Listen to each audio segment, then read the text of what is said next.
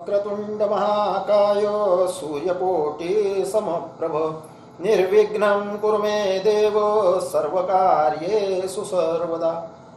नमस्कार. चैतन्य वाहिनीच्या वतीनं सुरू असलेल्या गणेशोत्सवाचं आज चतुर्थ पुष्प आणि आज आपण कथाकथनाच्या रूपात चतुर्थ पुष्प गणरायांच्या चरणी अर्पित करीत आहोत. आजच्या कार्यक्रमाला प्रमुख पाहुणे म्हणून आपल्याला लाभले आहे सुप्रसिद्ध साहित्यिक आणि पौरोहित्याच्या कार्यात उत्कृष्ट काम करणाऱ्या सौ अनघा मुळे आणि त्यांचे पती श्री अरुण मुळे, नवी मुंबई. मी त्यांना विनंती करतो की त्यांनी गणरायांच्या समोर दीप प्रज्वलन करून आजच्या कार्यक्रमाचा शुभारंभ करावा. सौ अनघा मुळे आणि श्री अरुण.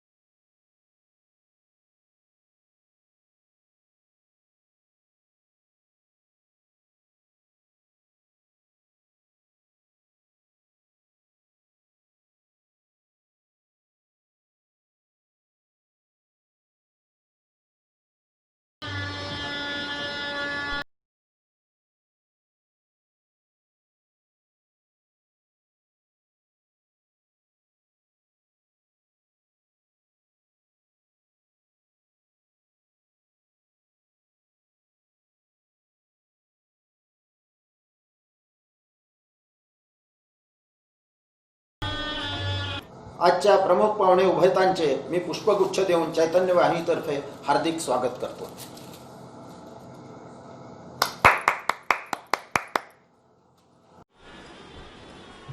नमस्कार. मी अनघा मुळे खारघरून बोलतेय. विश्वास पाटणकरांनी माझ्यावर तो विश्वास दाखवला, विश्वास मला दिला. काय तर दीप प्रज्वलन करायचा आणि तेही कशाचं, तर साहित्य क्षेत्रात असलेल्या कथाकथना या कार्यक्रमाचा. खरंच या लॉकडाऊनमध्ये, या थोड्याशा काळजीच्या काळात, निराशेच्या काळामध्ये चैतन्य ज्यांनी निर्माण केलं ती आहे चैतन्य वाहिनी.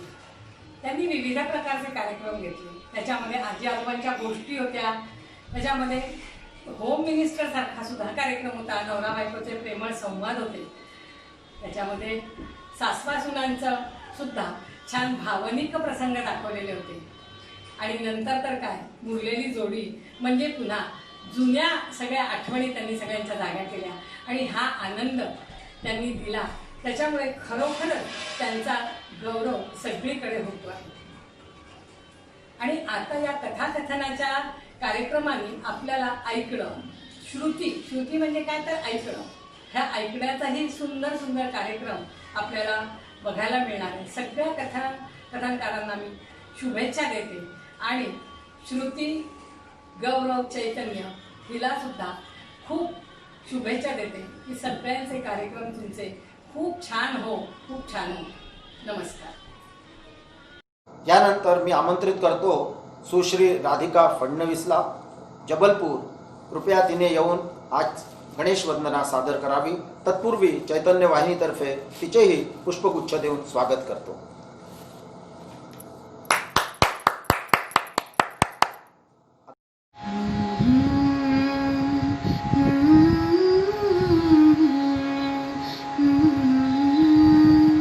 गणनायकाय गणदैवताय गणाध्यक्षाय धीमहि गुणशरीराय गुणमण्डिताय गुणेशानाय धीमहि गुणातीताय गुणाधीशाय गुणप्रविष्टाय धीमहि एकदन्ताय वक्रतुण्डाय गौरीतनयाय धीमहि गजेशानाय भालचन्द्राय श्रीगणेशाय धीमहि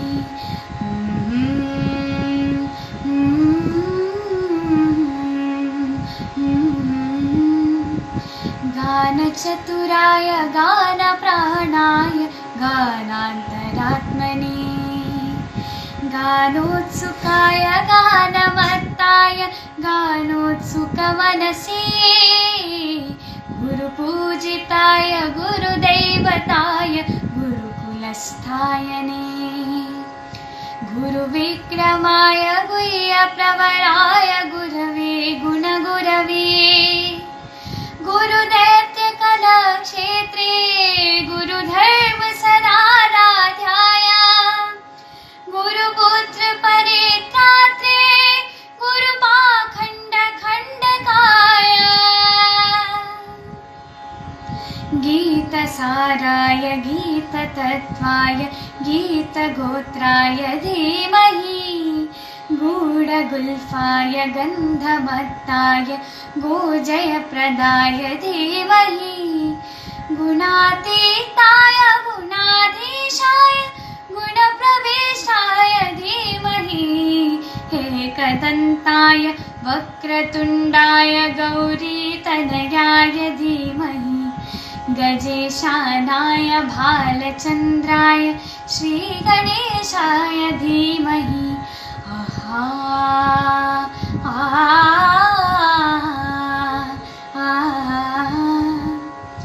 ग्रन्थगीताय ग्रन्थगेयाय ग्रन्थान्तरात्मने गीतलीनाय गीताश्रयाय गीतवाद्यपटवे ध्येयचरिताय गायग्रवराय गन्धर्वपिनकृपे गायकाधीनविग्रहाय गङ्गाजलप्रणयवते गौरीस्तनं धनाय गौरीहृदयनन्दनाय गौरभानुसुताय गौरीगणेश्वराय गौरीप्रणराय गौरीप्रवनाय गौरभावाय धीमहि गोसहस्राय गोवर्धनाय गोपगोपाय धीमहि गुणातीताय गुणाधीशाय गुणप्रविष्टाय धीमहि एकदन्ताय वक्रतुण्डाय गौरीतनयाय धीमहि गजेशानाय भालचन्द्राय श्रीगणेशाय धीमहि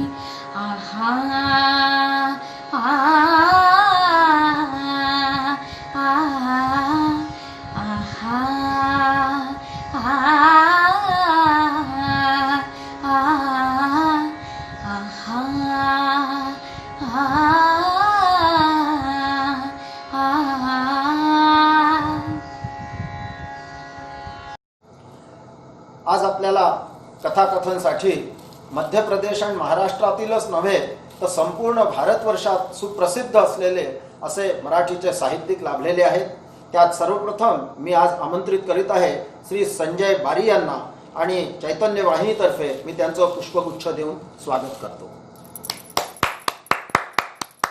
श्री संजय बारी हे चोपडा जिल्हा जळगाव येथील राहणारे असून महाराष्ट्र साहित्य परिषद पुणे शाखा चोपडाचे प्रमुख कार्यवाह म्हणून कार्य पाहत आहे.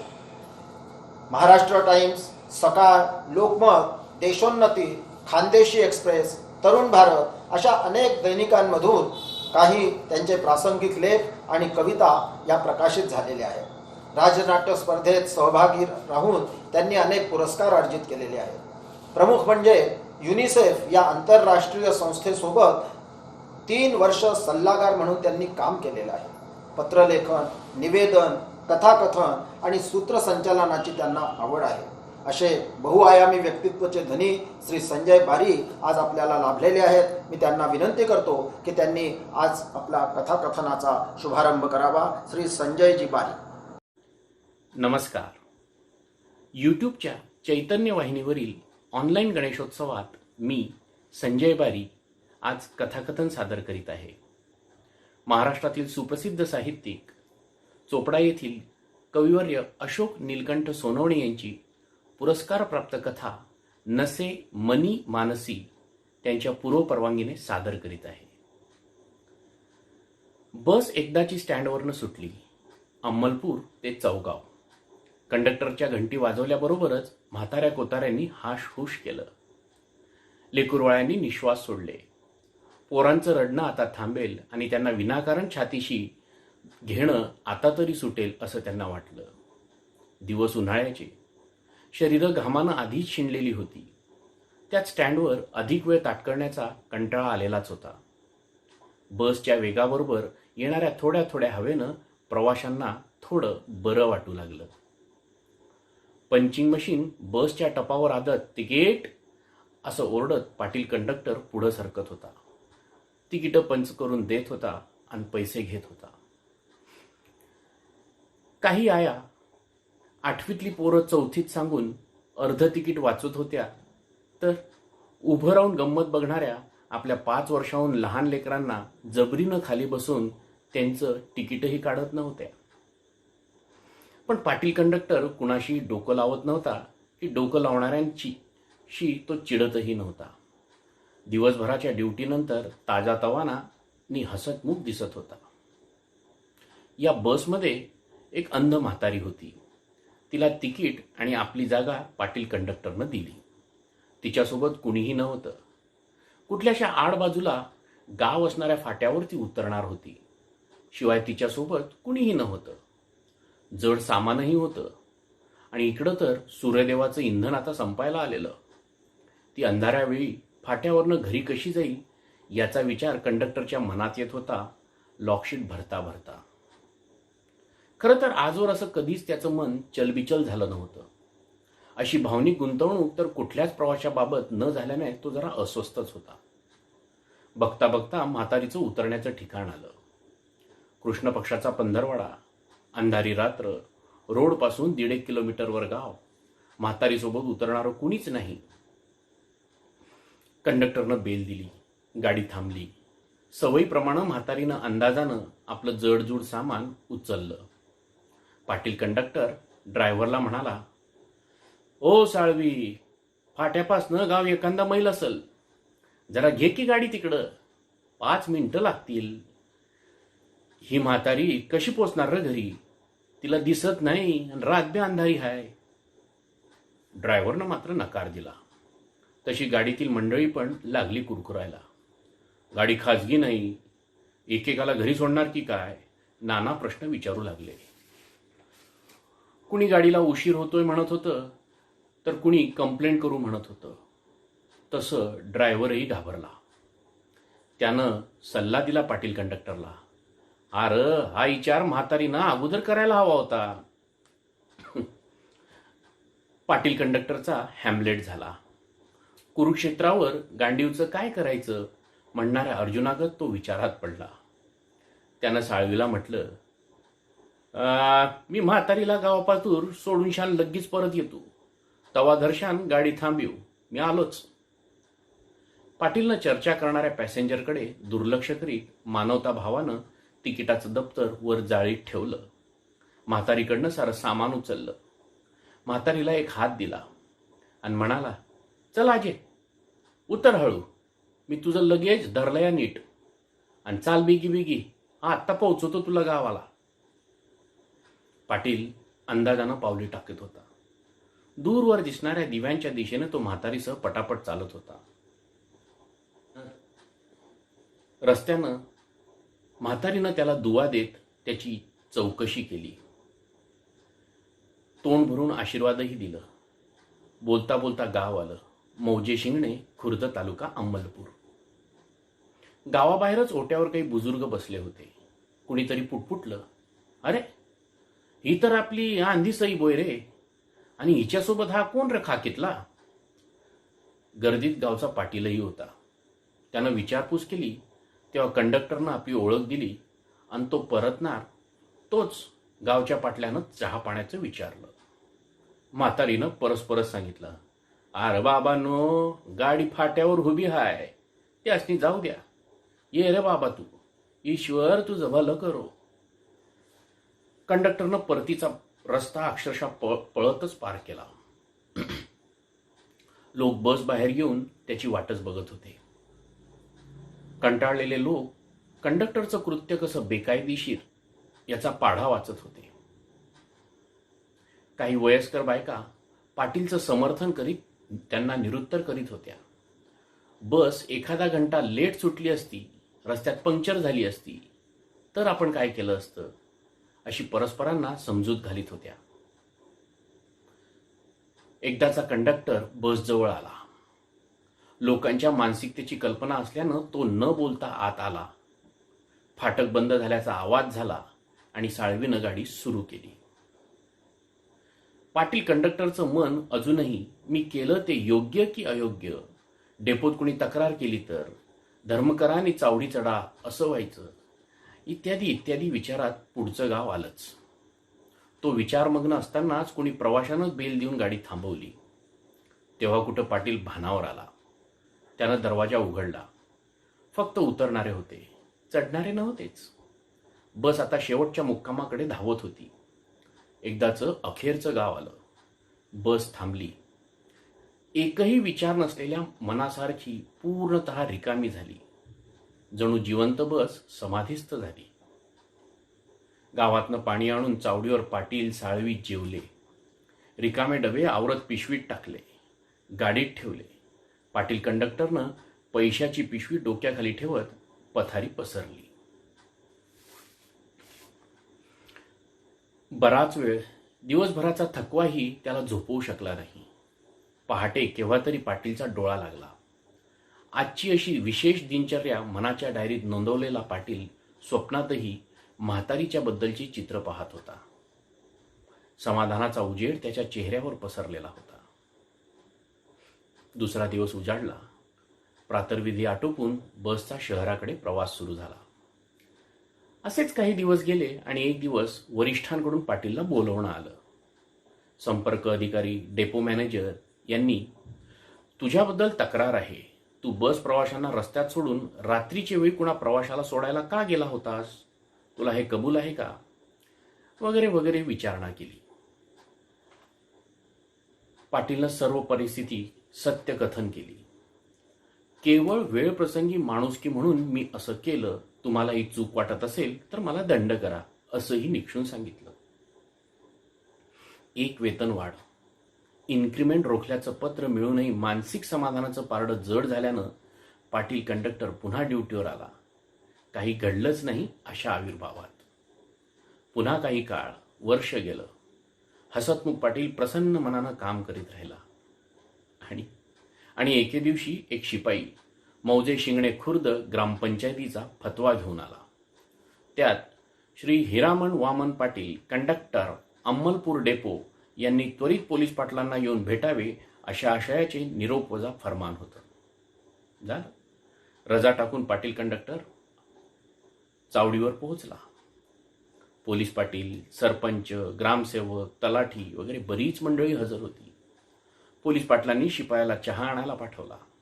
पाटीलला खुर्ची दिली, पाणी दिलं. पोलीस पाटील म्हणाले, कंडक्टर साहेब, तुम्ही निवांत बसा की. तुम्ही आमचं पाहुणं आहे आजच्या दिवस. जरा पसरून बसा खुर्चीत. तर सरपंच म्हणाले, हे बघा पाटील, तुम्हासनी सई बोयला एका रात्री एसटी वाटेवर सोडून इथं आल्याचं आठवत असेलच.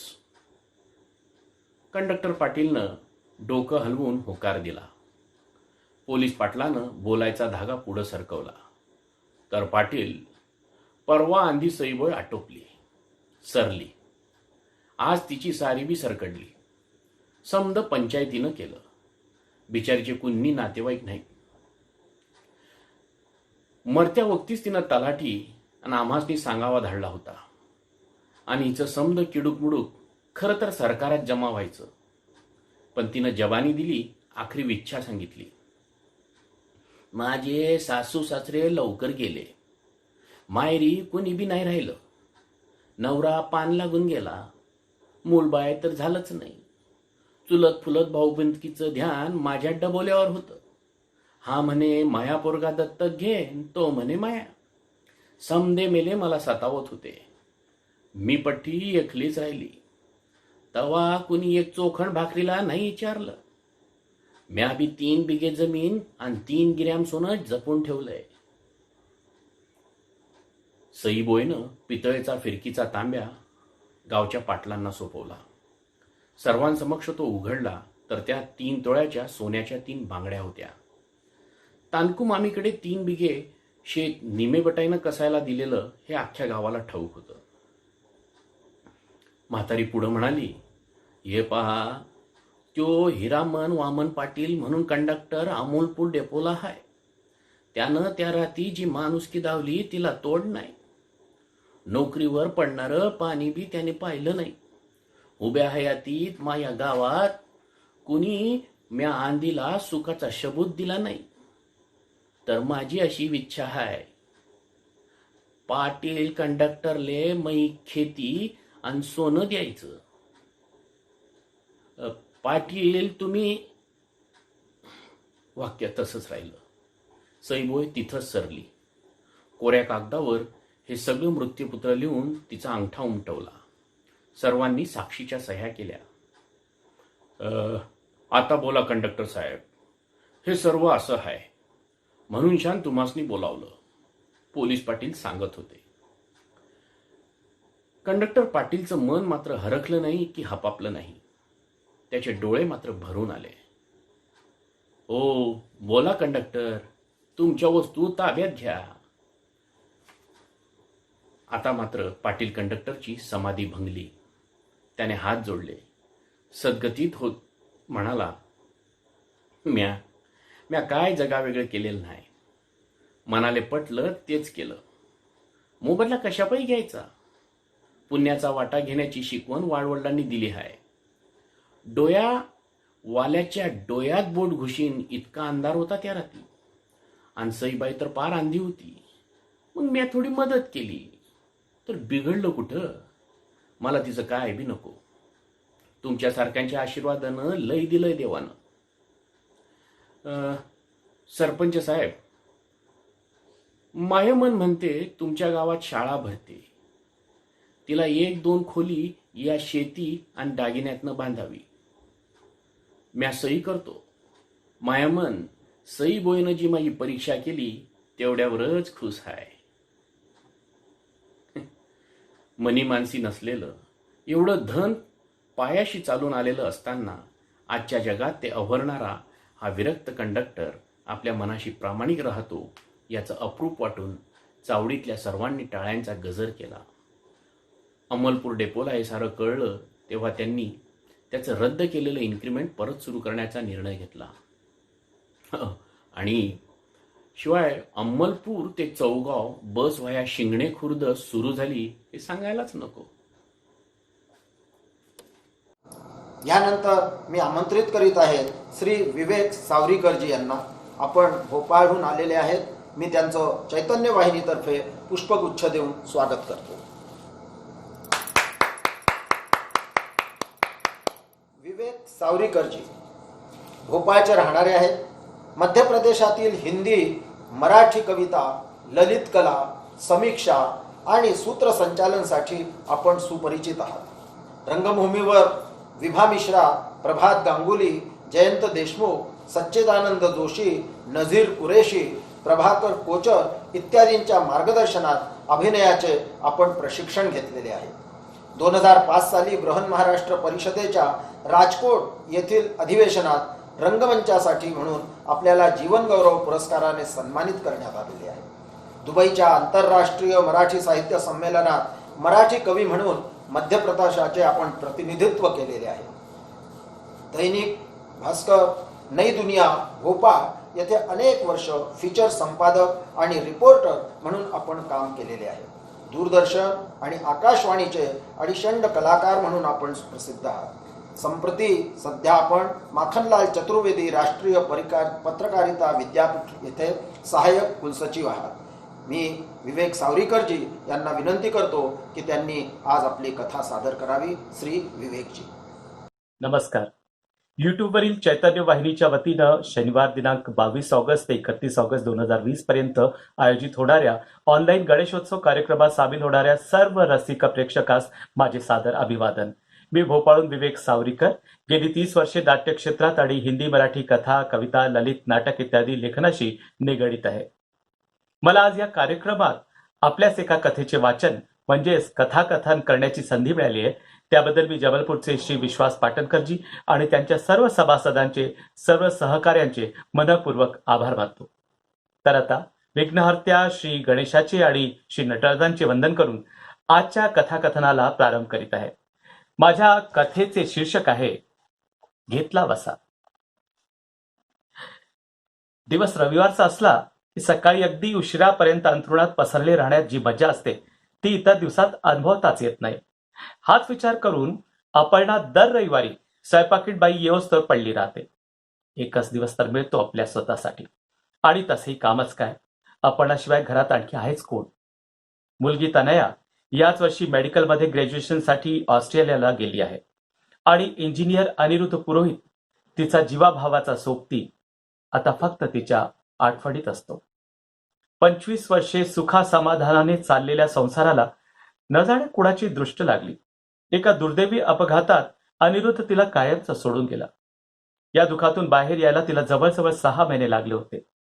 पण हळूहळू तिने दुःखाचे सावट दूर करून स्वतःला सावरून घेतलं. ती स्वतः सरकारी विभागात मुख्य वास्तविकच्या मोठ्या हुद्द्यावर असल्याने आर्थिक रूपाने स्वतंत्र होती. म्हणूनच तर घरच्यांचा विरोध पत्करूनही तिने तनयाला बाहेर शिक्षणासाठी पाठवण्याचा धाडसी निर्णय घेतला होता. ती जाईच तोर अपर्णाची आईची टेप चालू होती. अगं, तुला एकटीला जड जाईल ग. तुझं सासर उज्जैनला, आम्ही नागपूरला आणि तू भोपाळला, ही अशी एकटी. त्यातून बरोबरीच्या वयात आलेल्या मुलीला तू इतक्या लांब पाठवतेस. आम्हालाही मला सारखं सारखं येता यायचं नाही. तू एकटी कशी करणार बाई? शेवटी येऊन जाऊन बाईची जात. आई बस ना, ती वैतागून बोलून गेली. अगं, मी क्लास 1 गझेटेड ऑफिसर आहे. 19व्या शतकातली कोणी अडाणी अशिक्षित बाई नाही की नवरा गेला म्हणजे उघड्यावर पडेल. इथे माझं 25 वर्षाचं लागलेलं घर आहे, मित्रमैत्रिणी आहे, दिमतीला सरकारी गाडी आहे, घरकामाला गडी आहे. तर मग मी फक्त माझ्या स्वार्थापोटी तनयाच्या भवितव्याचा गळा का वळायचा? आणि इतकंच वाटतंय ना तर तू राहा की माझ्यासोबत. पण आईला काही जास्त दिवस राहताच आले नाही. अपर्णाच्या भावजयाला दिवस भरले होते, म्हणून आईला आधीच सांगितल्या तारखेपर्यंत नागपूरला जावं लागलं. आणि नंतर लहान अपूर्व झाल्यावर तर ती काय आणि दादाबाईंनी काय, सगळे बाळाच्या संगोपनात अगदी गुंतून गेले. हो, पण फोन मात्र सगळ्यांचे वरचेवर येत असतात. खुशाली कळत असते. कधी कधी व्हिडिओ कॉलही होतो, आणि उज्जैनहून रोहिणी वहिनी, श्यामदादा, नागपूरहून तिच्या माहेरची मंडळी आणि ऑस्ट्रेलियाहून तनया, असे सगळे एकमेकाशी मनसोक्त गप्पा टप्पा करून ताजेतवाने होऊन जातात. आपण अजून थोडा वेळ लोळत राहण्याच्या बेतात होती की इकडे डोरबेल आणि तिकडे मोबाईलची रिंगटोन, एकत्र त्यांची जुगलबंदी सुरू झाली. चरफडत तिने दार उघडून राधा मावशींना आत घेतलं आणि फोन उचलला. उज्जैनहून रोहिणी वहिनी होत्या. हा वहिनी, गुड मॉर्निंग. आज कसा काय फोन केला सकाळी सकाळी? तिने जरा खोचकपणेच विचारलं. अगं, मी यासाठी फोन केला बाई की पुढच्या आठवड्यात महालक्ष्म्या बसायच्या आहेत ना. अपर्णाने स्वतःला मनातच शिव्या हसडल्या. अशी कशी विसरले बी? वहिनी सुरूच होते. हॅलो, तर तू बाई 24 वर्षे महालक्ष्मी पूजन मनोभावे केलंय ग. पण बघ ना, देवीला तुझी दया आली नाही. वहिनींचे नाटकी हुंदके सुरू झाले. अपर्णाला खूपच राग येत होता. कशी बशी स्वतःला सावरती म्हणाली, जाऊ दे वहिनी, आता मी ते सगळं विसरले. वहिनींचा एकदम सूर बदलला. हो ग, पण आता तुला काही महालक्ष्म्या बसवता येणार नाही. तुझे दादा येणार आहेत काही कामाने भोपाळला उद्या. मी यांना सांगितलंय की तुझ्याकडून आपले ज्येष्ठ कनिष्ठ आणि बाळांचे पितळी मुखवटे घेऊन या म्हणून. आणि बघ, हे ना जेवणाचा ह्यांना आग्रह करू नको. त्यांच्या सोबत काही कलिग्स पण असतील. हो, गाडीनेच येणारे. तुझ्याकडे उद्या संध्याकाळी येतील. बरं ठेवू फोन. आणि उत्तराची वाट देखील न बघता वहिनींनी फोन ठेवला देखील. राधा मावशी, चहा नाश्त्याचं बघा, मी आलेच फ्रेश होऊन. तोंड धुता धुता तिच्या डोळ्यापुढे 24 वर्षाच्या मागच्या आयुष्याचे स्मृतिचित्र भराभरा धावत होते. तिच्या आईकडे पण उभ्या महालक्ष्म्यांचा सण खूप थाटामाटात व्हायचा. म्हणून आईच्या घरापासूनच हा सण करण्याची तिला भारी हौस असायची. स्वतः अपर्णा खूप छान चित्रकार आणि हस्तशिल्प कलेत तर अगदी प्रवीण असल्यामुळे महालक्ष्मीचा मखर काय आणि आरास काय अगदी सगळ्या कॉलनीत चर्चेचा विषय राहील. लग्नानंतर पहिल्या वर्षी तर अपर्णा अनिरुद्ध सोबत उज्जैनच्या सगळ्या सणांमध्ये सामील देखील झाली होती. हो, पण दरवर्षी असे करणे शक्य नव्हते. तिचा खूप आग्रह म्हणून अनिरुद्धने दादा वहिनीजवळ दादा, पुढच्या वर्षीपासून महालक्ष्मी आम्ही भोपाळला बसवू का, असा प्रस्ताव टाकला. रोहिणी वहिनींना तर खूप आश्चर्य झाला. अरे, बायकोला विचारले का? ती एवढी मोठी आर्किटेक्ट आणि तू सुद्धा इंजिनियर, तुम्हाला कसं काय जमणार हा खटाटोप? त्यावर अपर्णानीच पुढे येऊन वहिनींना आश्वस्त केले, जमेल हो वहिनी, मी रजा घेत जाईन. आणि मला की नाही आवड आहे या सगळ्याची. आणि तसंही नवरात्रीचा कुळधर्म तुम्ही करताच आहात, मग मला काहीतरी मदत करायला नको का? यावर वहिनींचा चेहरा, सुटकेचा भाव त्याच्यावर स्पष्ट झळकत होता. बरं बाई, आम्हाला ज्या वर्षी जमेल आम्ही येत जाऊ. बरं, पण तू एक लक्षात ठेव, महालक्ष्मीच्या कहाणीत सांगितलंय ना, ठाऊक आहे ना तुला, उतू नको, मातू नको, घेतला वसा टाकू नको. आणि त्यावर अनिरुद्ध आणि अपर्णा दोघे एका सुरात हसत म्हणाले होते, उतणार नाही, मातणार नाही, घेतला वसा टाकणार नाही. ताई, चहा उपमा तयार हाय. राधा मावशीच्या हाकेनं ती भानावर आली. ती नाश्ता करते तोवर राधा मावशींनी भाजी, पोळ्या आणि आमटीचा सरंजाम करून ठेवला होता. स्वयंपाक झाल्यावर राधा मावशी तिच्याजवळ आल्या. ताई, पुढच्या आठवड्यात मला एक गावी जावे लागणार. माझी चुलती येईल तुमच्याकडे सगळं करायला. अपर्णाने बरं म्हटलं. तिच्या चुलतीने यापूर्वी तिच्याकडे काम केलं होतं. अगं, आता मध्येच कशा काय जाताय मावशी तुम्ही, तिने सहज विचारणा केली. पण राधा मावशीने जे सांगितलं ते ऐकून तिचा उरलेला आनंदही नाहीसा झाला. अहो ताई, अहो माझ्या घरी गौरी गणपतीचा सण असतो लई मोठा.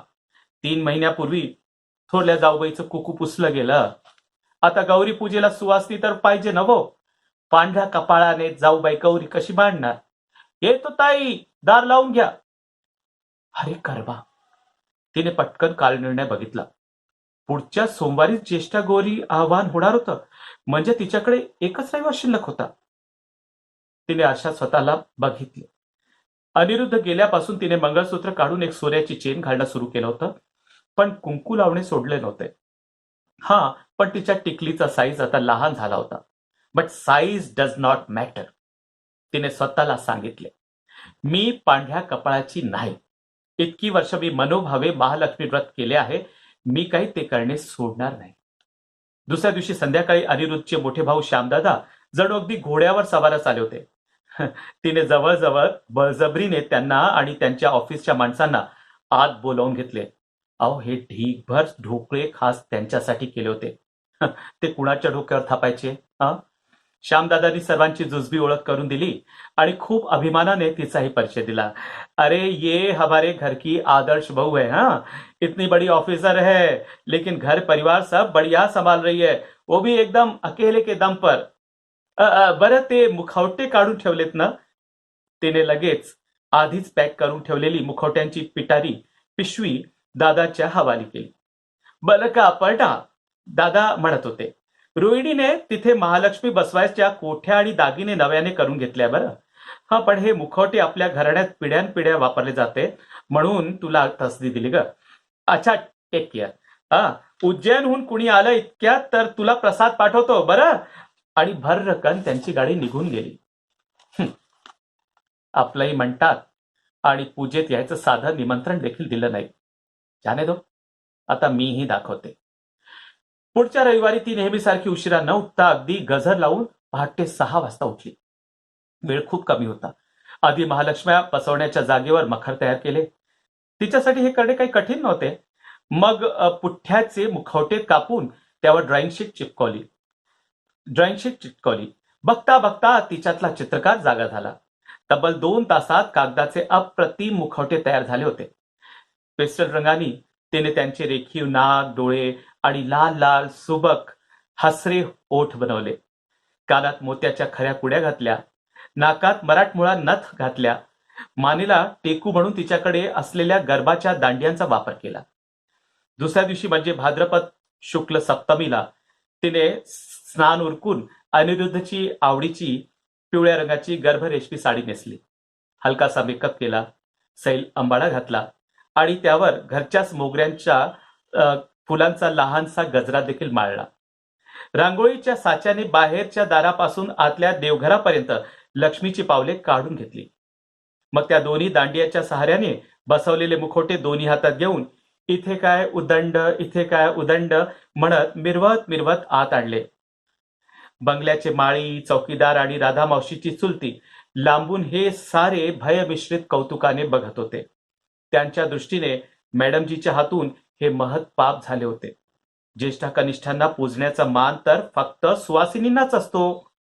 देव करो काही विपरीत न घडवता असं सगळ्यांच्याच मनात चालले होते.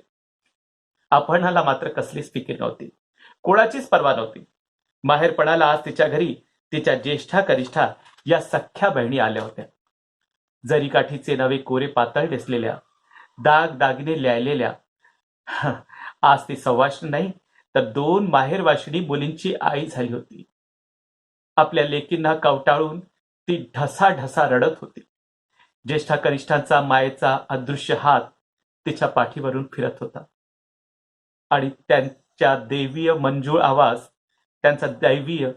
आवाज तिच्या कानी पडत होता. रडू नको आई, रडू नको आई. आम्हाला ठाऊक आहे की तू कधी उतरणार नाही, मातणार नाही, घेतला वसा टाकणार नाही. आणि माय लेकीचं हे अपूर्व मिलन बघून समोरच्या तसबिरीतून अनिरुद्ध प्रसन्न हसत होता. धन्यवाद. धन्यवाद विवेकजी. यानंतर मी आमंत्रित करीत आहे डॉक्टर उमा कंपूवाले ग्वाल्हेर यांना. मी चैतन्य वाहिनीतर्फे सर्वप्रथम त्यांचे पुष्पगुच्छ देऊन स्वागत करतो.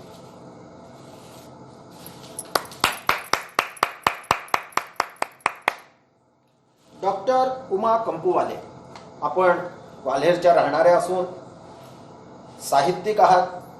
कादंबरी, राजा हर्षवर्धन कथासंग्रह, स्वप्न झोपावले आकाशात अशा अनेक कादंबऱ्या आपल्या प्रकाशित झालेल्या आहेत. स्पंदन नावाचा काव्यसंग्रहही डॉक्टर उमाताईंचा प्रकाशित झालेला आहे. गेल्या 7 वर्षापासून पाक्षिक चैती समाचारचे आपण संपादन आणि प्रकाशन करीत आहात. ग्वाल्हेरच्या अनेक मराठी संस्थांशी आपण संगडित असून राजकवी तांबे अभ्यास मंडळाच्या आपण उपाध्यक्ष आहात. शरद व्याख्यानमालेत आपण अनेक व्याख्याने सादर केलेली आहेत. दिवा साहित्य सेवा इंदोर समितीच्या आपण सदस्य असून अनेक मराठी मासिका तथा मासिकांमध्ये आपल्या कविता देखील प्रकाशित झालेल्या आहेत. अशा साहित्यिक डॉक्टर उमाताई कंपूवाले आज आपल्याला लाभलेले आहेत. मी त्यांना विनंती करतो की त्यांनी कृपया आपली कथा सादर करावी. डॉक्टर उमाताई कंपूवाले. नमस्कार. गणेशाच्या चरणी माझे नमन. चैतन्य वाहिनी गणेशोत्सवातर्फे आयोजित आजच्या या कार्यक्रमात आजचे सन्माननीय अतिथी आदरणीय तारे सर, शिवलीकरजी, संजयजी, सगळ्यांना माझा नमस्कार. आदरणीय विश्वासजींनी आजच्या या कोरोना काळातसुद्धा इंटरनेटच्या माध्यमातून गणेशोत्सवाचे आयोजन केले, त्याकरता त्यांचे आणि त्यांच्या सहकाऱ्यांचे मनापासून अभिनंदन. आज त्यांनी गणेशोत्सवामध्ये आयोजित केलेल्या आमंत्रित कथाकारांमध्ये मला बोलवले, याकरता मी त्यांचे आभारी आहे. आज मी आपली कथा आपल्यासमोर सादर करीत आहे. त्या कथेचं शीर्षक आहे साहेब. आज आपण समाजात आसपास जे काही घडत आहे, जे अनुभव आपण घेत आहोत, त्याचेच थोडक्यात मी केलेले हे वर्णन आहे. संध्याकाळचे 7 वाजले होते. साहेबांची कार बंगल्यात शिरली. नौकर धावत कारजवळ आला. त्यांनी कारचे दार उघडले. साहेब बाहेर आले. नौकरांनी त्याच्या हातातली बॅग घेतली आणि त्यांच्या मागे जाऊ लागले. साहेब ड्रॉइंग रूममध्ये शिरले. सोफ्यावर विसावले. त्यांनी आपल्या डोळ्याची लेस सैल केली. तेवढ्यात दुसऱ्या नौकरांनी एक स्लीप त्यांच्या हातात आणून दिली. साहेबांनी स्लीपला बघितली आणि कोणी लोक त्यांच्या व्हिजिटिंग रूममध्ये बसले असल्याचे त्यांच्या लक्षात आले. त्यांनी कपडे न बदलण्याचा निर्णय घेतला आणि ते सरळ व्हिजिटिंग रूममध्ये गेले. वृद्धाश्रमाच्या वार्षिक उत्सवाचे निमंत्रण द्यायला काही लोक आले होते. साहेबांचं मुख्य अतिथी म्हणून आमंत्रण द्यायचे होते. काही क्षण विचार करून त्यांनी होकार दिला. या आश्रमात आपल्याला का बोलवतात आहे याचा ते विचार करू लागले. कदाचित त्यांना आपल्याकडून चांगली देणगी मिळेल असे वाटत असावे. आपल्या मनाचीच हसत साहेब रूममधून बाहेर पडले. फ्रेश होऊन ड्रॉइंग रूमच्या सोफ्यावर विसावले. हातात समोर ठेवलेले रिमोट हातात घेऊन त्यांनी TV ऑन केला.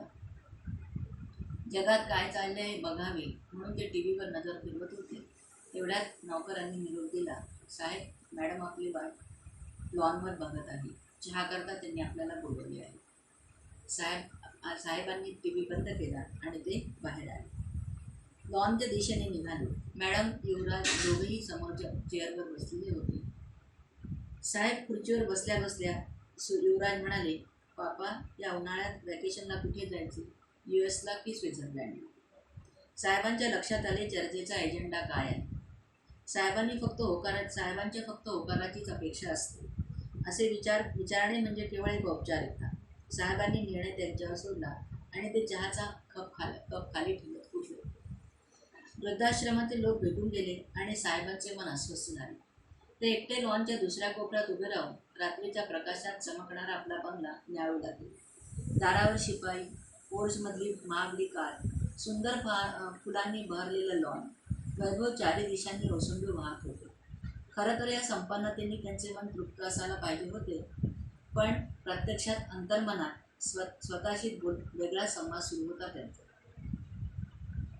2 खोल्यांचं ते छोटंसं फुलांनी बहरलेलं घर, त्याचे समोरचे अंगण, प्रेमाच्या माणसांनी गजबजलेले उंबरठे. तेव्हा नव्हती एवढी सुबत्ता. नाही कार दाराजवळचा दारवान, सलाण ठोकत मागे पुढे फिरणारे तोंड उंचे लोक. पण आईबाबांची ती सावली किती दिलासा देत होती मनाला. कधी कोणाच्या आधाराची गरज वाटली नाही तेव्हा. साहेबांनी लांब श्वास घेतला. काळाच्या पडद्याआड दडलेल्या आपल्या भूतकाळात मनात जतन करत ते बेडरूमच्या दिशेने निघाले. 2 दिवसांनी दुपारी साहेबांच्या पिढीच्या टेबलवरचा फोन खणखणला. दुसऱ्या बाजूने एक वृद्ध व्यक्ती क्षीण आवाजात काहीतरी बोलत होते. जोरात बोला हो, काही ऐकायला येत नाही म्हणत साहेबांचा पिये ओरडला त्यांच्या अंगावर.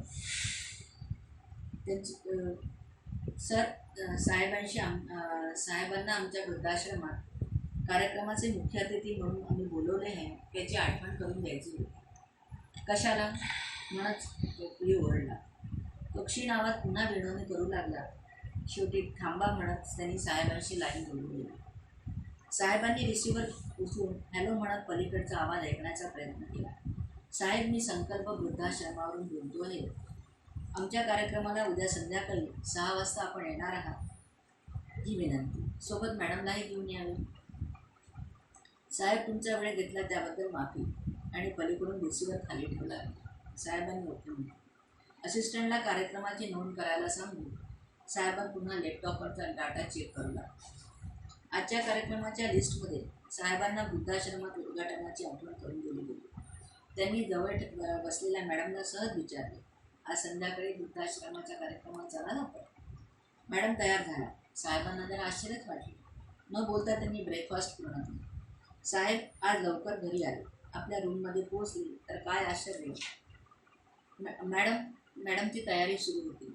हिऱ्याचे की ब्लॅक मेटलचे दागिने घालून ती ते साहेबांना विचारत होते. साहेबांना त्यांचे प्रदर्शन कधीच आवडले नाही. तुमची इच्छा, पण आपण वृद्धाश्रमात जातो आहोत हे लक्षात असू द्या. बरोबर 6ला 5 मिनिटे कमी असताना साहेबांची गाडी आश्रमाच्या दारासमोर उभी राहिली. संस्थेच्या सचिवांनी कापड्या हाताने त्यांचे स्वागत केले. मॅडमला समोरच्या रांगेत बसवले गेले. संस्थेचे दुसरे पदाधिकारी साहेबांना घेऊन स्टेजवर पोहोचले. दीप प्रज्वलन झाले. साहेबांचे हार घालून झाले. स्वागतही झाले. अहवाल वाचन झाले. शेवटी साहेबांचे भाषण सुरू झाले. वृद्धाश्रम आपली संस्कृती नाही. खरं तर आपल्या मातापित्यांची जागा आपल्या घरात, कारण त्यांच्या आशीर्वादाने आपले जीवन समृद्ध होते, असे बरेच काहीसे साहेब बोलले. त्यांचे हे भाषण ऐकून 2 डोळे, 4 डोळे आणि 4 कान हसत होते आणि दुःखाचे कड मनात साठवत होते. भाषण संपले. टाळ्याच्या गजरात साहेब स्टेजवरून खाली उतरले. त्यांनी निरोपाचे हात जोडले. येतो म्हणत बाहेर पडू लागले. सचिव मात्र त्यांना जेवणाचा आग्रह करू लागले. मॅडमनी नकाराचा इशारा केला, पण साहेबांना सचिव महोदयांचा आग्रह मोडवेना. जेवणापूर्वी साहेबांनी 1 लाख रुपयाचा चेक देण्याची इच्छा व्यक्त केली. तेव्हा सचिव म्हणाले, साहेब, ही रक्कम आपण आमच्या आश्रमातील ज्येष्ठ जोडप्यांना द्यावी ही विनंती. जेवण तयार असण्याचा निरोप आला आणि साहेबांसह सगळे हॉलकडे वळले. तिथली स्वच्छता, जेवणाची व्यवस्था पाहून साहेब खुश झाले. मॅडमच्या कपाळावर आठही कमी झाले. साहेबांनी जेवणाचा पहिला घास घेतला आणि त्यांचे हात अडखळले. ही चव परिचयाची वाटत होती. जेवण घशाखाली उतरताना मन आंदोलित होऊ लागले. भूतकाळाचा पडदा वर सरकला. पाटावर बसून काऊचूची गोष्ट सांगत घास भरवणारी आई डोळ्यासमोर आली. साहेबांनी मानेला झटका दिला. तो विचार मनातून दूर सारण्याचा प्रयत्न केला, पण डोळ्यांच्या कडा मात्र पाणावल्या होत्या. भूतकाळाचे फेरधरणे मात्र चालूच होते. आता तर घास गळ्यात फिरू लागला. साहेबांनी बिस्लरीचे पाणी तोंडात टाकले आणि अन्नपूर्णेला नमस्कार करीत ते ताटावरून उठले. निघताना साहेबांनी चेक देण्याकरता म्हणून वृद्ध दाम्पत्याला बोलवायला सांगितले. अंधारातून दोन वृद्ध पती पत्नी बाहेर आले. हळूहळू त्यांचा चेहरा प्रकाशात येऊ लागला. साहेबांचा आपल्या डोळ्यावर विश्वासच पटला आणि वाटू लागले, जरी जमीन दुभंगली आणि आपण आत गेलो तर बरे होईल. मॅडम तर आश्रमाच्या भिंतीने आणू लागले. समोरचे 4 डोळे मात्र निर्विकार होते. सचिव सांगू लागले, साहेब, आम्ही यांना आई म्हणतो. यांचे वय 85 वर्षाचे. अन्नपूर्णा आहेत या. साहेब, आश्रमाच्या जेवणाची सगळी व्यवस्था यात बघतात. साहेब, आपण VIP व्यक्ती म्हणून आईने आज आपल्या हाताने पूर्ण स्वयंपाक बनवला. यांच्या प्रेमामुळेच आम्ही आज आपल्या घरापासून दूर राहण्याचे दुःख विसरलो आहोत. साहेब, हे आमचे बाबा 90च्या घरात आहेत हे, पण आजही यांची स्मृती चांगली आहे. आश्रमाचे ऑडिट हेड सांभाळतात. विशेष म्हणजे त्यांचा मुलगा प्रशासनिक सेवेत अधिकारी आहे. पण साहेब मुलाकडून येणाऱ्या कोणत्याही चेकला स्पर्शही करीत नाही. ती समोरची दानपेटी आहे ना, त्यात टाकला जातो तो चेक.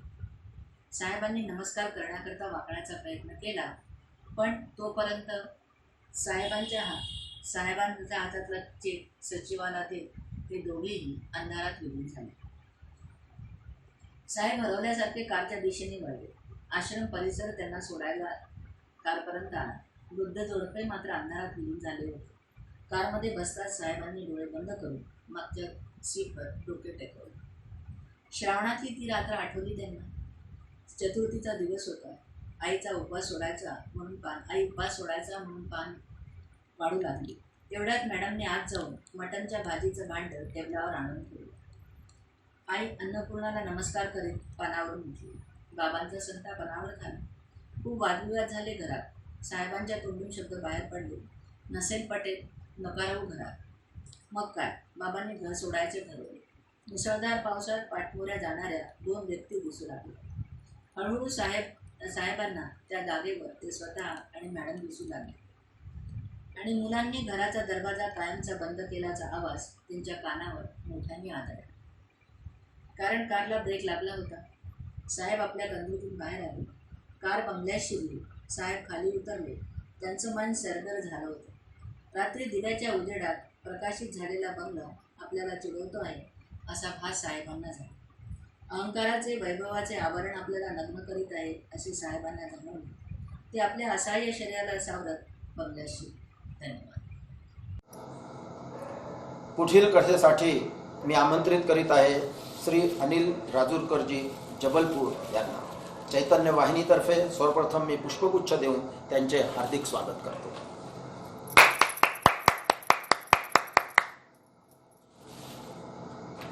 अनिल राजूरकर आपण जबलपूरला वास्तव्य करतात. उत्कृष्ट साहित्यिक आणि नाट्यकर्मी आहात.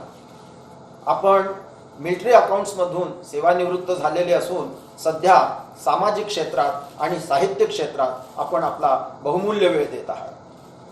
महाराष्ट्र समाजाचे जबलपूरचे आपण अध्यक्ष राहिलेले आहात. त्याचबरोबर महाराष्ट्र शिक्षण मंडळ आणि मध्य प्रदेश भाषा संवर्धन प्रतिष्ठानचे पण आपण सचिव म्हणून पद भूषविलेले आहेत. अनेक सांस्कृतिक, सामाजिक आणि साहित्यिक क्षेत्रात आपण काम केलेले आहे आणि सध्या देखील आपण साहित्य क्षेत्रात आणि सामाजिक क्षेत्रात सक्रिय आहात. असे श्री अनिलजी आज आपल्याला कथाकथन सादर करण्याकरता लाभलेले आहेत. मी अनिलजी राजूरकर यांना विनंती करतो की कृपया त्यांनी आज आपली कथा या व्यासपीठावरून सादर करावी. श्री अनिलजी. नमस्कार. मी आज सादर करीत असलेली कथा सुप्रसिद्ध कथाकार वपू काळे यांचा कथासंग्रह स्वर या कथासंग्रहातून आहे. कथेचं नाव आहे जानेवारी 16 जानेवारी. त्या एवढ्याशा ऑफिसातले 6-7 कारकून पुन्हा पुन्हा कॅलेंडरकडे पाहत होते. 16 जानेवारी या तारखेकडे प्रत्येकाचं लक्ष लागलं होतं. पण देशपांडे कॅलेंडर पाहायचे तेव्हा जोशी देशपांड्यांकडे पाहायचा. जोशी किती वेळा 16 जानेवारी तारीख पाहतोय त्याचा हिशोब पाटणकरकडे होता. पाटणकरच्या प्रत्येक हालचालीकडे राजवाडे नजर लावून बसला होता. लिहिता लिहिता मध्येच एकदा दिवाडकर सर्वांवर नजर फिरवून पुन्हा पुन्हा मान खाली घालायचा. उघड कॅलेंडरकडे बघण्याचं मानेला काहीच कारण नव्हतं, कारण लहानसं कॅलेंडर त्यानं टेबलाच्या काचेखाली कायमचं लावून ठेवलं होतं. तरी तो सगळ्यांचा वेध घेत होता. तसा वेध घेणं आवश्यकही होतं. माने हेड क्लर्क होता. सारखी कॅलेंडरकडे नजर टाकणं त्याला मुळीच शोभणारं नव्हतं. पण त्याच्या टेबलावर कॅलेंडर आहे हे सगळ्यांनी हेरलं होतं. हे त्या बिचाराला माहीत नव्हतं. बाब नाजूक होती. बाळंतपणी घटना तशी आहे. त्याच्याशी संबंध असणारे नसणारे सगळेच गंभीर होऊन विचार करतात. त्यातल्या त्यात विचार करा, पहिलं बाळंतपण आणि तेही ऑफिसात काम करणाऱ्या एकुलता एक मुलीचं. ती मुलगी दिसायला सुंदर आहे. 4 मंडळीच्या सोशल या शब्दाच्या अर्थासंबंधी ज्या अपेक्षा असतात त्यात ती उससे जादा आहे. मग सगळ्यांचं लक्ष 16 जानेवारी तारखेकडे का लागू नये? कारण रजेवर जाण्यापूर्वी लीला फडणीस प्रत्येकाला सांगून गेली आहे, डॉक्टरांनी 16 तारीख दिली आहे जानेवारीची, कोणाला सांगू नका. सगळ्यांना सांगताना तिनं कोणाला सांगू नका म्हणून प्रत्येकाला बजावलं होतं. प्रत्येकाला त्यामुळे मनातून वाटायचं की ही कॉन्फिडेन्शियल बातमी फक्त आपल्यालाच माहीत आहे. लीलाने खास बातमी फक्त आपल्यालाच सांगावी या जाणीवेनं प्रत्येकजण मोहरला आहे. पण मनुष्य स्वभाव पुन्हा आडवा येतो. ही खास बाब आपल्याला माहीत आहे हे इतरांना समजणं आवश्यक आहे याची प्रत्येकाला जाणीव आहे. त्यामुळे मनुष्य स्वभावानुसार ही गुप्त बातमी आवेशाच्या भरात प्रत्येकाला सांगितली जाते. सगळ्यांना 16 जानेवारीचं महत्त्व समजलेलं आहे. आजची बातमी वाचलीत का? पाटणकर विचारतो. कोणती? डॉक्टरच्या निष्काळजीपणाने ती बाई वाचली. काय नशीब बिचारीचं. राजवाडे हळहळला. तुम्हाला नुसतं हळहळायला काय जातंय महाराज? बाळंतपण म्हणजे पुनर्जन्मच. माने हेड क्लर्कनं आपलं डेसिग्नेशन विसरून बोलून गेले. सगळे गप्प. लीलाच्या विषयाकडे गाडी वळत नव्हती. पण देशपांड्यांनी बाळंतपण या विषयावर वाचलेला जुना पुराणा विनोद ऐकवला. इतर लोक देशपांड्यांना नर्वस करायचं नाही म्हणून हसले. जरा वेळ गेल्यावरती दिवाडकर म्हणाला, उद्या 16 तारीख टेस्ट मॅच सुरू होते. बरी लेखा आठवण केलीस. नाही म्हणजे मॅचची नाही, तसं मला रेल्वे पास संपतं उद्याच. लीला फडणीस माहेरी माटुंग्याला बाळंतपणाला गेल्याचं माहीत असलेला राजवाडे म्हणाला, आता तू एकदम माटुंग्यापर्यंतच पास काढायचं बरं. मी समजलो नाही. पाटणकर म्हणाला, नाही म्हणजे तुला कॉलेज जवळ पडेल, रुपारेलला जातोस ना. पाटणकर त्यावर चिंपतला. उद्या शिवसंभवला येणार का? दिवाडकरांनी विचारलं. शिवसंभव या शब्दावर जोशी देशपांडे हसते. हसायला काय झालं? नाटकाचं बोललो. आणखीन काय आहे उद्या? जोशीनं हसलं थांबवलं. आपल्या अस्तित्वाची जाणीव करून देत माने म्हणाले, उद्या 16 तारीख पे शीट तयार व्हायला हव्यात. मग परत शांतता. यावेळेस शांततेचा भंग टेलिफोन न होतो. पाटणकर फोन घ्यायला धावतो, पण रॉंग नंबर असतो. पलीकडून फोन खाली ठेवल्याचा आवाज येतो, पण त्यावेळेला एक कल्पना डोक्यात येऊन पाटण मखलाशी करतो. फोन न ठेवतो तो तसाच का बोलत राहतो. काय म्हणाला? हा, फडणीसांचं बातमीचं होय, अजून अवकाश आहे. हां म्हणजे नक्की कल्पना नाही. हो जरूर, एवढंच ना, कळवीन.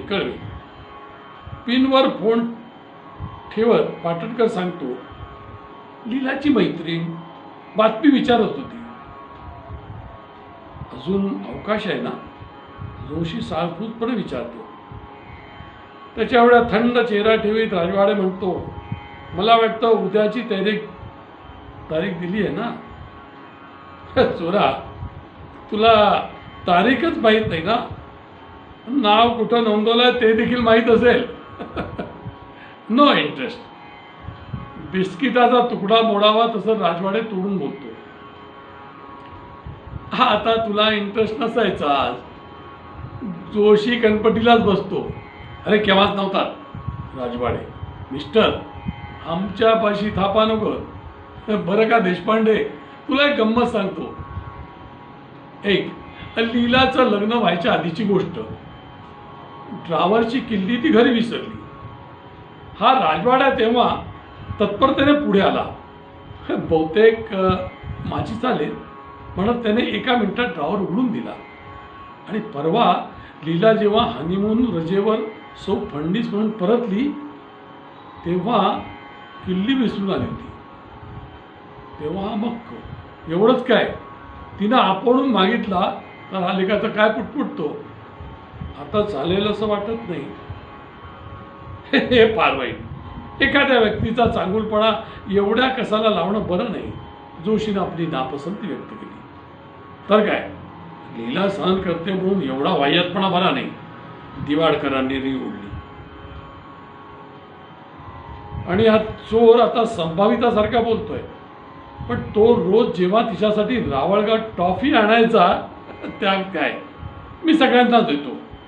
तुम्हीच एकदा बोलला होता, आदर्श बायकोच्या कल्पना सांगताना लीलाचंच वर्णन केलं होतं सगळ्यांनी. पण या हल्ल्याने राजवाडे डगमून न जाता म्हणाला, आणि बरं का रे, रोज तिला बसले जायचा आग्रह करायचा. तेवढंच जरा शेजारी हां कसं काय, त्यातल्या त्यात तळ्यांची देवाणघेवाण झाली. पुढं एकदा लीलाबाई हो म्हणाल्या. हे राजेश्री बसने गेले. 8 आणे घालवले आणि शेवटपर्यंत वाटीला कोण आलं शेजारी तर एक भैया. हाय रे भैया, साफ खोटं मत्सर आहे आमचा. आम्ही एका सीटवर बसलेला पाहत नाही. चेहरा टाकून उभा होता, स्टँडिंग आउट टेंटमध्ये. एक दिवसाआड आकाशाकडे चेहरा करून म्हणायचा, देवाची लीला अगाध आहे. मनात म्हणायचा, देवाची लीला अप्राप्य आहे. या सगळ्याला पूर्णविराम साहेबांच्या आगमनानं पडला. कॅलेंडरकडे पाहत पुन्हा काम सुरू झालं.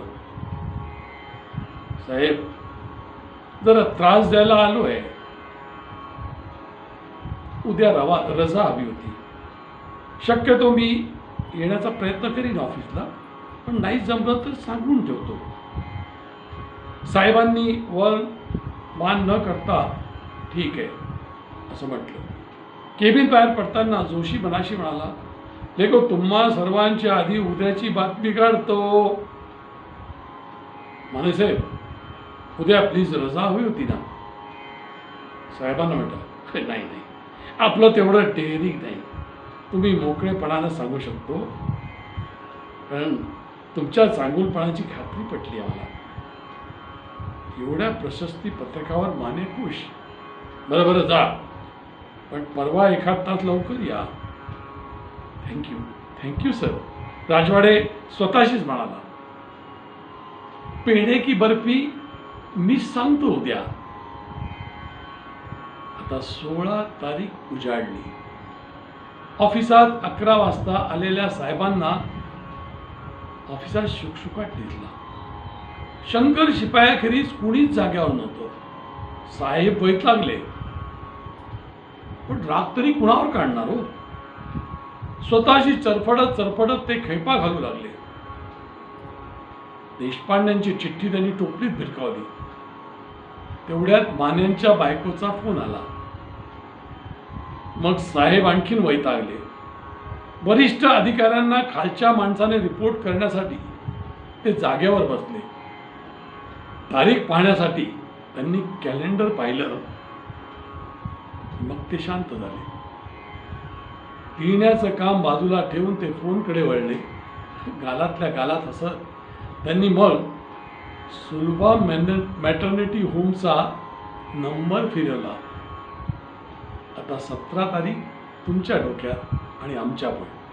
धन्यवाद.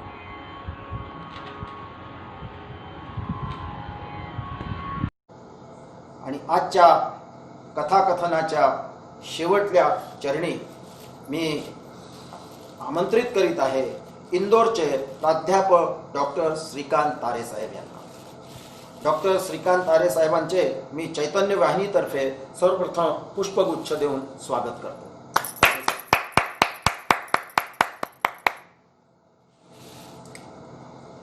डॉक्टर प्राध्यापक श्रीकांत तारे पूर्णकालीन लेखनामध्ये आपण आपलं कार्य चाललेलं आहे.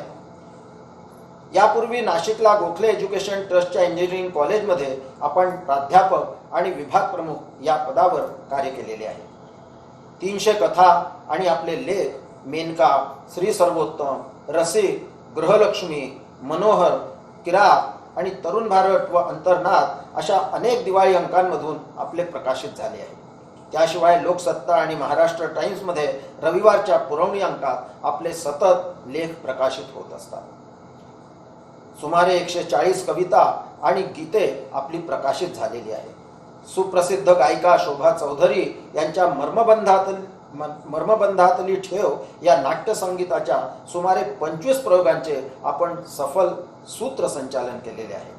तारेवरची कसरत नावाने कथाकथनाचे 150 पेक्षा अधिक प्रयोग आपले सादर झालेले आहेत. साहित्य संमेलनातील 2001 नंतरच्या अनेक अखिल भारतीय मराठी साहित्य संमेलनात कथाकथन आणि कवितांच्या मुख्य कार्यक्रमासाठी सातत्याने आपणास आमंत्रित करण्यात आलेले आहे. सिंगापूर येथील विश्व मराठी साहित्य संमेलनात निमंत्रितांचे कवी संमेलनात आपण सहभागी म्हणून कविताही सादर केलेल्या आहेत. असे साहित्यिक प्राध्यापक डॉक्टर श्रीकांत तारे आज आपल्याला लाभलेले आहेत. मी त्यांना विनंती करतो की त्यांनी कृपया आपली कथा सादर करावी. नमस्कार.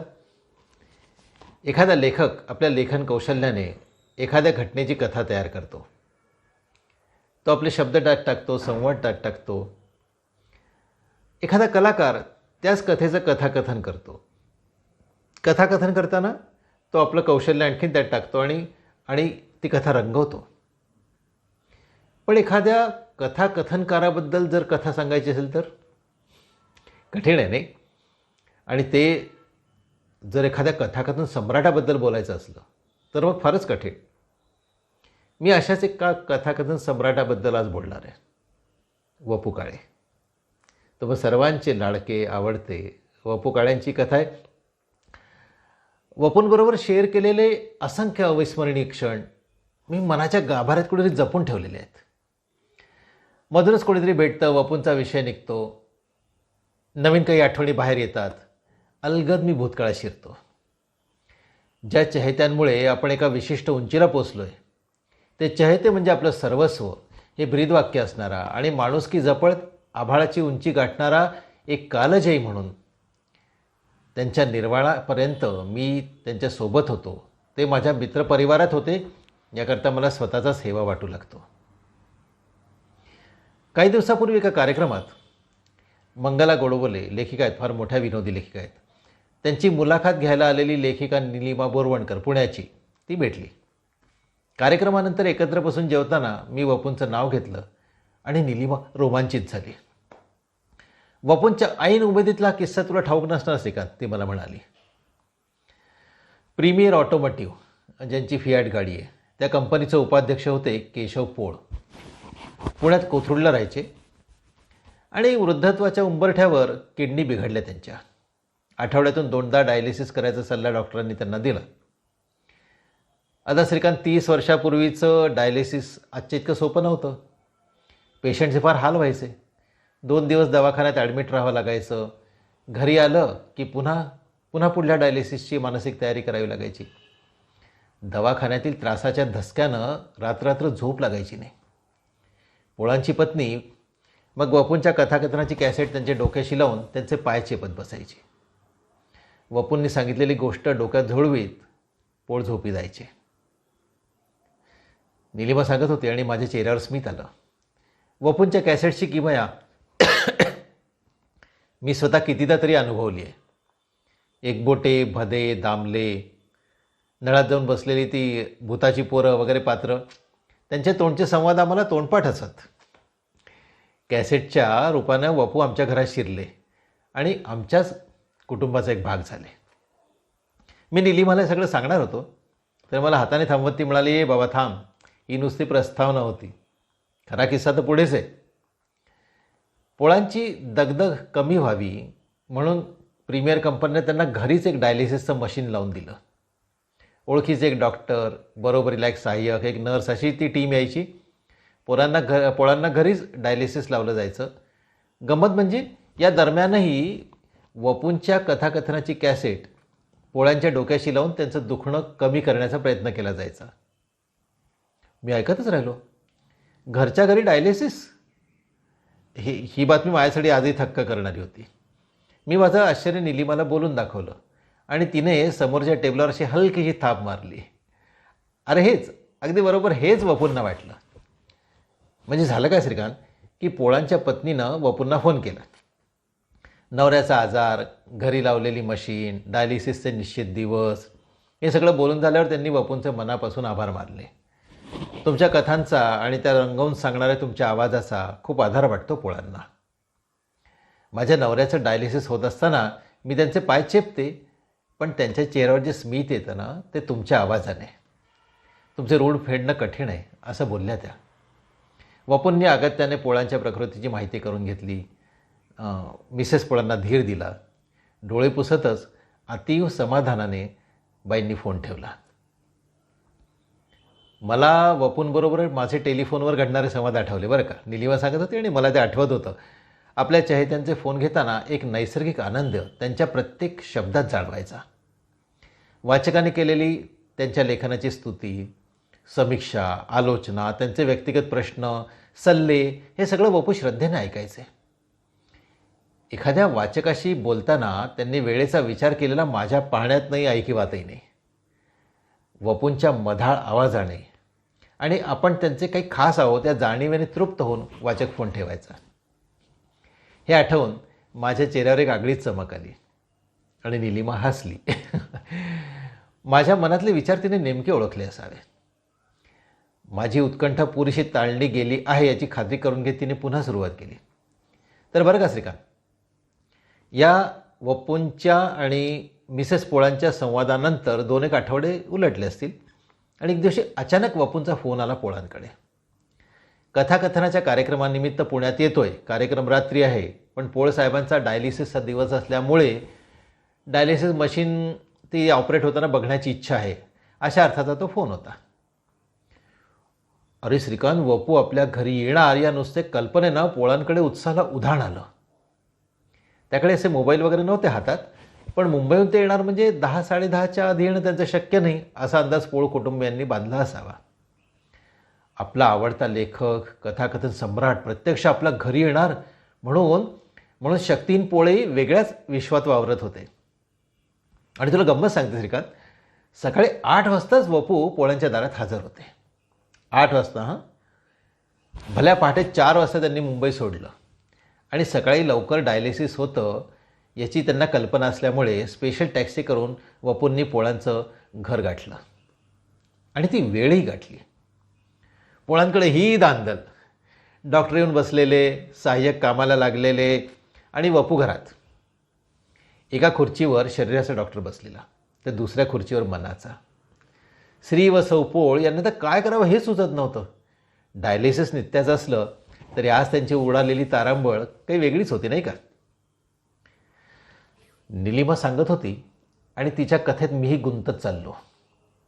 पोळ कुटुंब, वपू, डॉक्टर यांच्यासोबत एका खुर्चीवर मीही जाऊन तिथे बसलो.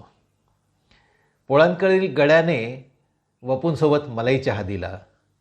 घड्याळाकडे बघत असलेल्या डॉक्टरांना आग्रहाने मी चहा दिला. मला सगळं दिसत होतं. वातावरण अधिकाधिक खेळकर करण्याच्या मस्त गप्पा मारत वपूंनी चहा संपवला. निलिमा सांगत होती, आपला आजार विसरून पोळ वपूंच्या बोलण्याला कोट्यांना खळखळून दाद देत आहेत. टाळी देण्यासाठी पुढे केलेला हात माझा आहे की वपूंचा याच्याकडे लक्ष न देता उत्साहाने टाळी देत आहेत हे मला अगदी स्पष्ट दिसत होतं. वपू माझ्या घरी आल्यावर होणारी धावपळ आठवत काही वेळासाठी मी पोळांच्या घरचा एक सदस्य झालो होतो. निलिमाचंही असंच काहीचं झालं होतं. या क्षणी माझ्यासोबत बहुधा तीही त्या पोळांच्या घरी बसली असावी. तिचा स्वर गंभीर झाला. रणांगणावरील देखावा सांगताना, धृतराष्ट्राला या युद्धाचं सगळं सांगताना संजयचा आवाज जसा झाला असेल ना तसा.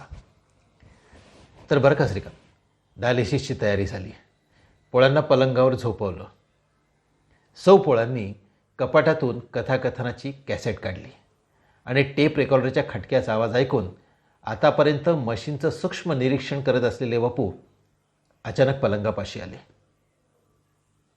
सौ पोळांना थांबवत म्हणाले, आज कॅसेट नाही. वपू आज स्वतः पोळांजवळून बसून नवीन कथा त्यांना सांगतील. सौ पोळ हाबकल्याचे ऐकून मग भानावर येत त्यांनी गड्याला खुर्ची लावायला सांगितली. पोळांच्या डोक्याची खुर्ची ठेवली गेली. वपूंनी नम्रपणे ती खुर्ची नाकारली.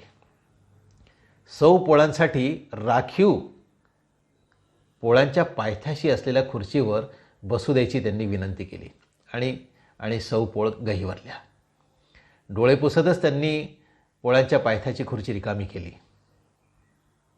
वपूंची कथा प्रत्यक्ष वपूंच्या तोंडून ऐकायला मिळणार या अवर्णनीय आनंदाने डॉक्टर, त्यांचे सहकारी, सौ पोळ हे सगळे प्रचंड भारावले होते आणि डायलिसिस सुरू झालं. पोळांच्या पायाशी वपू बसले. आपल्या चिरपरिचित स्मित चेहऱ्यावर खेळवत धीर गंभीर आवाजात त्यांनी कथा सांगायला सुरुवात केली. किस्सा सांगता सांगता निलिमा थबकली. शब्दांची जुळवाजुळव कदाचित तिला करावी लागत असावी. श्रीकांत, आणि कथा सांगता सांगता वपू चक्क पोळांचे पाय चेपू लागले. 4च श्रोते पण सारेच अंतर्बाह्य थरारले. स्वप्नातही कल्पना न करू शकणारं दृश्य आज आपण बघतोय याची जाणीव तिथल्या सगळ्यांना होत होती. वपूंची कथा विनोदी असूनही श्री आणि सौ पोळांच्या डोळ्याला धार लागली. किस्सा संपवताना निलिमाच्या अंगावरील रोमांच मला स्पष्ट दिसत होता. माझ्या तर सगळ्या संवेदनाच खुंटल्या होत्या. मागे केव्हा तरी वपूंशी गप्पा मारत असता माझ्या आयुष्यातील सर्वश्रेष्ठ कथाकथनाच्या प्रयोगाला फक्त 4 श्रोते हजर होते असं त्यांनी म्हटलेलं नेमकं मला तेव्हाच आठवलं. आजवर कधीच सुटणार नाही म्हणून मनाच्या कोपऱ्यात दडव ठेवलेलं कोडं अचानक उलगडलं. मंडळी, 2च महिन्यापूर्वी म्हणजे 26 जूनला वपूंचा स्मरण दिवस होता. माणसं समजून घेत त्यांना आनंदात ठेवण्याची सातत्याने धडपड करत असलेल्या या लेखकाच्या, महान लेखकाच्या आणि महान कथाकथनाच्या स्मृतीस विनम्र अभिवादन. चैतन्य वाहिनीच्या वतीनं सुरू असलेल्या गणेशोत्सवात आज चतुर्थ पुष्पाच्या रूपात कथाकथन आपण गणरायांच्या चरणी अर्पित केलं. आणि या कथाकथनाकरता शुभारंभ करण्याकरता म्हणून आपल्याला सौ अनघा मुळे आणि श्री अरुण मुळे, खारघर, नवी मुंबई यांचं उपस्थिती लाभली. त्याबद्दल मी त्यांचे आभार व्यक्त करतो. गणेश वंदना सादर करण्याकरता सुश्री राधिका फडणवीस हिने उपस्थित होऊन जबलपूरहून आणि गणेश वंदना सादर केली. त्याबद्दल तिचेही आभार व्यक्त करतो. आणि त्याचबरोबर आज आपल्याला सुप्रसिद्ध 5 साहित्यिक प्राप्त झाले. त्यांनी आमच्या विनंतीस मान दिला. ते उपस्थित झाले आणि त्यांनी आपल्या कथा सादर केल्या. त्याबद्दल मी संजय बारी साहेब, विवेक सावरीकर साहेब, डॉक्टर उमाताई कंपूवाले, तसेच श्री अनिल राजूरकर आणि डॉक्टर प्राध्यापक श्रीकांत तारे यांचेही चैतन्य वाहिनीतर्फे आभार व्यक्त करतो आणि अपेक्षा करतो की पुढे देखील असाच सहयोग चैतन्य वाहिनीला या सर्व साहित्यिकांकडून, या सर्व मान्यवरांकडून लाभत राहील. खूप खूप धन्यवाद. आजचा कार्यक्रम संपला. नमस्कार.